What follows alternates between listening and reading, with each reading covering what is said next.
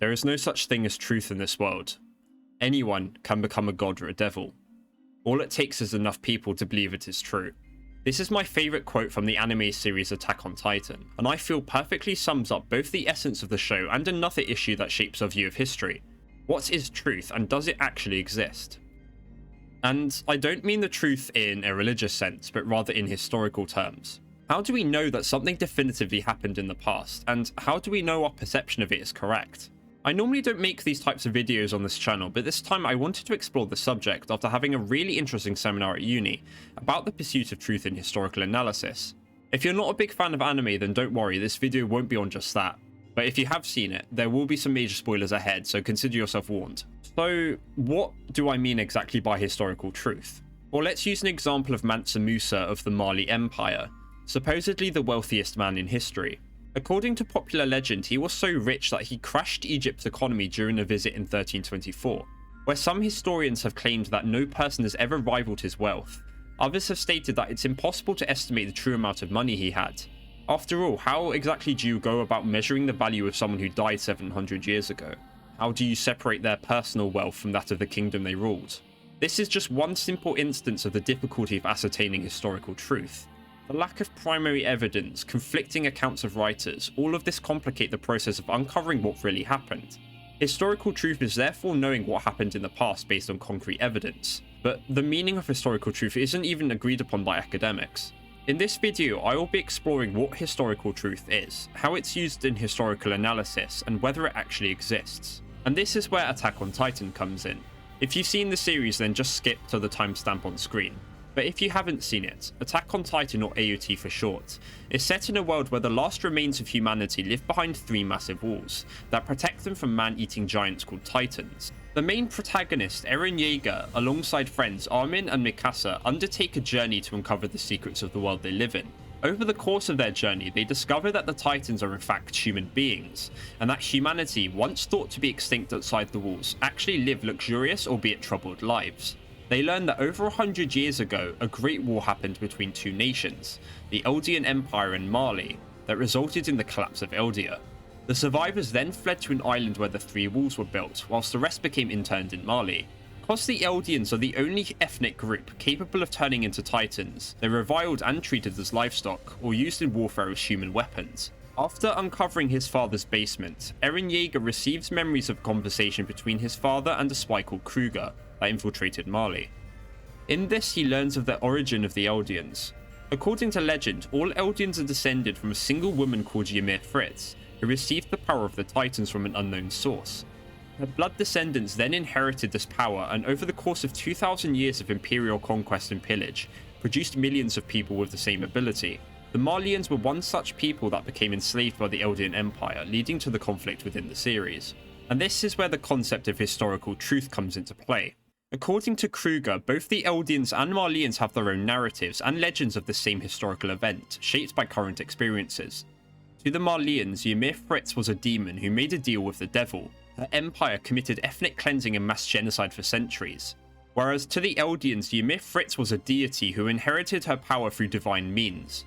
In their eyes, she helped the Eldians prosper by constructing roads, accelerating development, and ensuring economic prosperity. Kruger then adds some nuance and explains that neither narrative is really the truth. If the Eldians had committed 2,000 years worth of ethnic cleansing as the Malians claim, then they nor any other ethnic group would even exist. But neither does the Eldian claim hold up. Nothing about a woman gaining godlike power that brought utopia to a people sounds remotely plausible. And here we come to the crux of the dilemma. How do historians discern the truth from narratives such as these?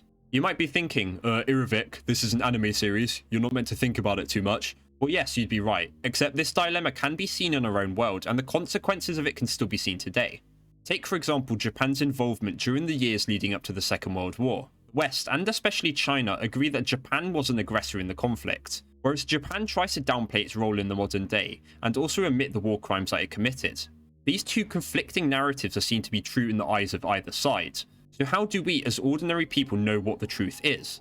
Of course, the truth isn't always universal. What may be considered truth by someone may be considered a lie by someone else. So let's use an analogy to demonstrate just what I mean by the concept of truth. Imagine Doc Brown and Marty McFly are sharing a bag of Doritos. Doc accuses Marty of being greedy and the two get into a fight. When a police officer arrives on the scene and asks what happened, Marty says that Doc punched him first, whilst Doc says Marty stole something. The police officer then asks two witnesses who were both on opposite ends of the street. The first witness says he saw Doc start the fight by attacking first, but the second says that Marty was more violent than Doc.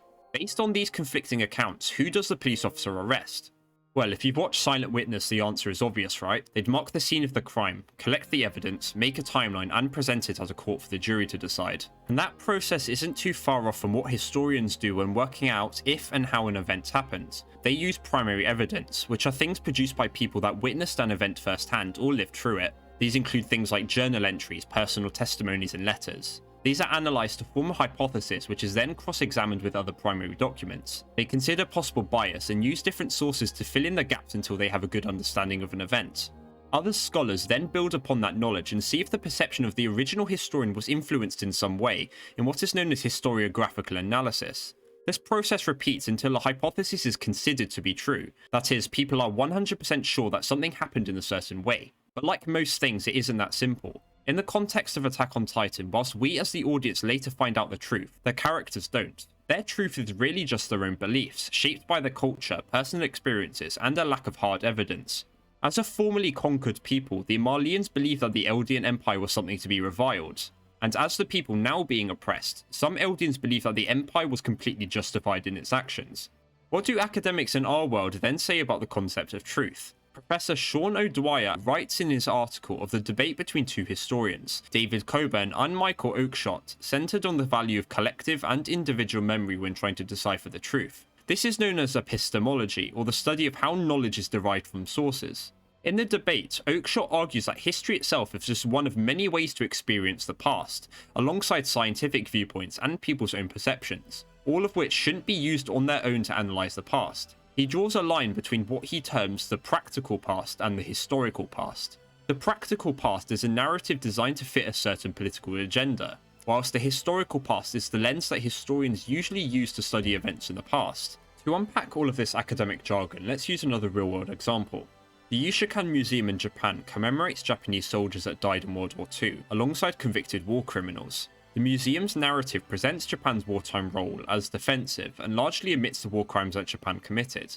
And this is an example of a narrative based on a practical past, as it fulfills the denialist agenda of Japanese conservatives. Japanese war crimes like the Nanjing Massacre and the actions of Unit 731 are almost universally considered to be a historical truth, in academic circles just like the Holocaust is. The overwhelming amount of evidence like testimonies, photos, newspaper articles, etc. from the time are considered valuable by historians and therefore contribute to the truth. And this truth is therefore based on the historical past. But this distinction of narratives based on the practical or historical past aren't usually so clean-cut. Once again referring to Attack on Titan, the Eldian supremacists that believe their empire was justified get all of their information from books provided by Kruger. Their narrative is built on the practical past, designed by Kruger to lift their morale and continue their work to undermine Marley. The Marleyans also have their own practical past, where every Eldian is a spawn of the devil, which they use to justify persecuting and turning them into human weapons. So where does the historical past come into play? Well, there isn't one really, at least not in the way you'd expect. Literal memories in Attack on Titan serve as plot devices to let both us and the characters know what happened. Toward the end of the series, we learn that both sides are right in some respect. Ymir Fritz did get her powers, not from the blessing of a god or a deal with the devil, but from the embodiment of life itself. The Eldian Empire both committed horrendous atrocities and brought prosperity to the Eldian people. For those characters who don't have access to these inherited memories, their practical and historical pasts are one and the same. They are loosely based on a historical truth, sure, but become molded to justify certain actions or fit a particular narrative as they are passed from generation to generation, until we end up with the narratives that we see in the series. This fusion between historical and practical narrative makes it all but impossible for any historian to really work out the historic truth in universe, simply because, at least to the characters, there isn't any. And the narratives that do exist feed off personal belief and collective memory. People don't question whether there is more to it, because that's all they know, and as a result it's the only thing they can believe. Just like Kruger says, if there are enough people to claim it to be true, anyone can become a god or a devil. You're thinking, okay, that's fairly obvious. Did you really have to make me sit through a whole video to realize this? And the answer is maybe, or maybe not. which is the same answer as the fundamental question we're trying to uncover. Is there such a thing as historical truth? Well, yes and no. The historians that believe that we can know for certain what happened by analysing evidence follow what is known as the positivist school of thought, whereas those that believe historical interpretations derived from evidence are shaped by emotion and personal experience subscribe to what is known as post-structuralism. And if such a difference like that exists in the academic community, then it shows that in the real world there really is no consensus on whether historical truth exists. Sure, some things are agreed upon. For example, the moon landings happened, the earth is round, and Netflix really needs to stop making so many rom-coms. But there are things academics don't agree on. To what extent did the German people really support Hitler in World War II? Was the legend of King Arthur based on a Roman officer or a Welsh king?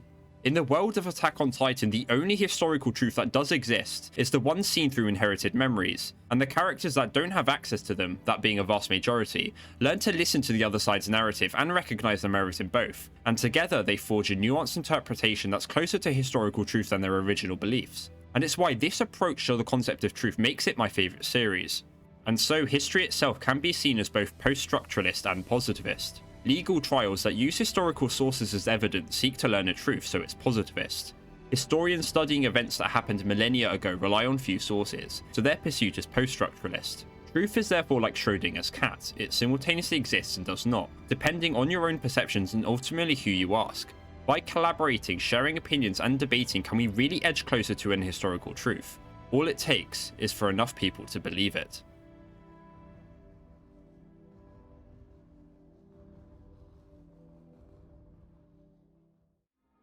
If you've made it this far into the video, I am honestly grateful and actually quite impressed. This script was difficult to write at times, and I'm sure it was even harder for you to watch, so again, thank you so much.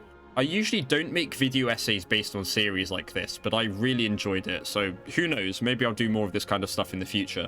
If you enjoyed, please do like the video and drop a comment. I'm fascinated to hear what you guys think about this topic. And if you like this sort of content, do subscribe, hit the notification button and stay tuned. As always, I've been Erevik, stay safe, and I'll see you in the next one.